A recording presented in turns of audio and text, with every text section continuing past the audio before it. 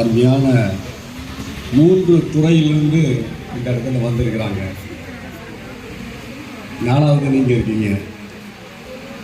ஒரு பெரிய ஒரு பாக்கியம். இது ஒரு கலங்கரை விளக்கத்தை போல உள்ள பகுதி.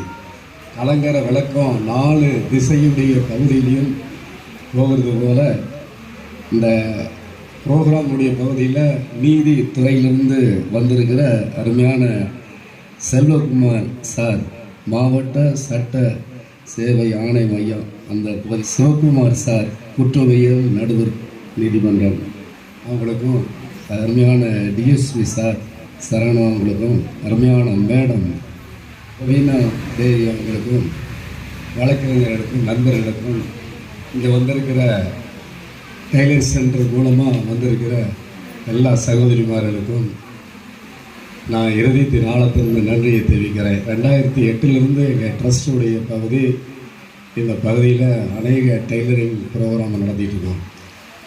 அது மூலமாக கிட்டத்தட்ட 500க்கும் மேற்பட்டவர்களுக்கு நாங்கள் சர்டிஃபிகேட் கொடுத்தது மாத்திரம் இல்லை, அதில் நம்ம சென்டரில் படித்த பொண்ணு பந்தலூருடைய பகுதியில் டீச்சராக வரவும் ஒரு பெரிய தயவு உண்டாயிருக்கு. அதனால் கலங்கரை விளக்கத்தை போல இருக்கிற இந்த ப்ரோக்ராமுடைய பகுதிக்கு அலங்கரிக்கிறது மாத்திரம் இல்லை, நமக்குள் இருக்கிற திறமையை வெளிக்காட்டுகிற நேரம் வந்துவிட்டது.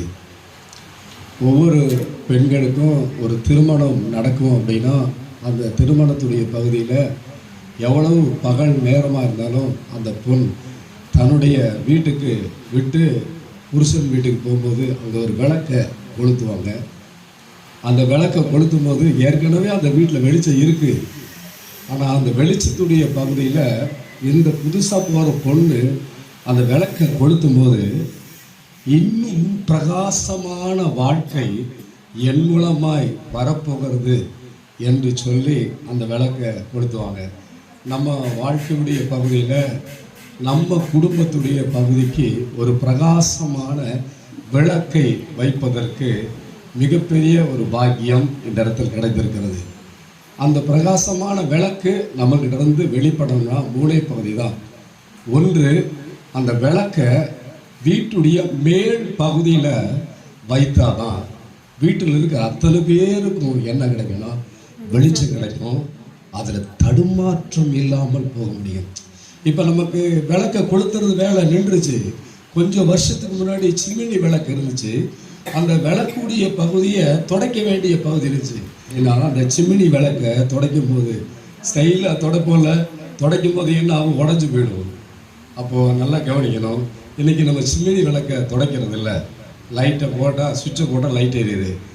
ஒவ்வொரு பெண்களும் குடும்பத்துடைய பகுதியில் ஒரு விளக்கு மாத்திரமல்ல, ஒரு வெளிச்சம் கொடுக்குற நபர். அவங்ககிட்ட 3 பகுதி முக்கியமானது. அந்த குடும்பத்தில் இருக்கிற தாய் தூங்கிட்டா அன்றைக்கி கணவனும் பட்னி தான், அது மாத்திரம் இல்லை பிள்ளைகளும் பட்னி தான். அப்போ ரொம்ப முக்கியமான ஒன்று, நிறைய காரியம் அவங்க சொல்லிட்டாங்க. நான் சொல்லுகிற ஒன்று, தாய் தூங்கினால், ஒரு குடும்பத்தில் தாய் தூங்கிட்டாங்க அப்படின்னா காலை சாப்பாடுடைய பகுதி கட் ஆகிடும்.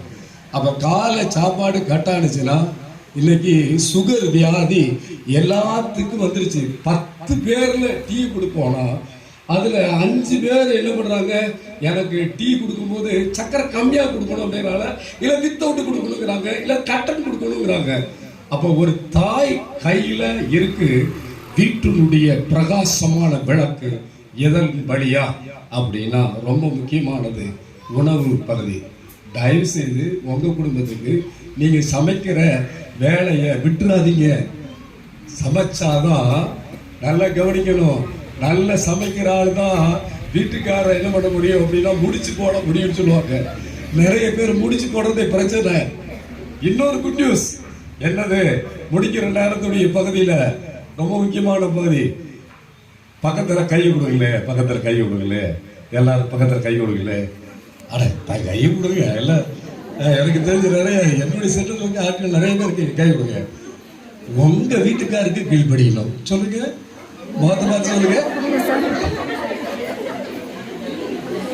ஆமா, நிறைய பேர் பக்கத்து வீட்டுக்காருக்கு கீழ்படுகிறாங்க.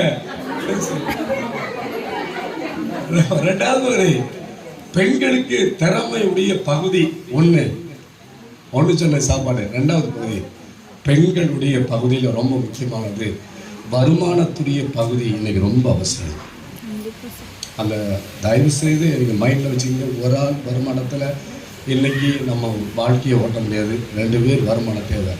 அதனால் இந்த டெய்லரிங்குடைய ப்ரோக்ராம் உங்களை நீங்களே அலங்கரிக்கிறது மாத்திரமல்ல, மற்றவர்களையும் அலங்கரிக்கிற ஒரு பகுதி தான். அப்போ நம்முடைய குடும்பத்துடைய பகுதி மற்றவர்களே அலங்கரிக்கணும், நம்மளை அலங்கரிக்கணும்.